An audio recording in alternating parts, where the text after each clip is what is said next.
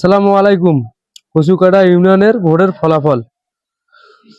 দক্ষিণ দুন্দরি 1364, Dhauli high school 1568, ডাঙ্গা 978, কচুকাটা সদর প্রাথমিক বিদ্যালয় 1487, কচুকাটা হাই স্কুল 1336, কচুকাটা ফাজিল মাদ্রাসা 2471, বাবুর বাজার 1727, মোট সংখ্যা দাঁড়িপাল্লার 10,423।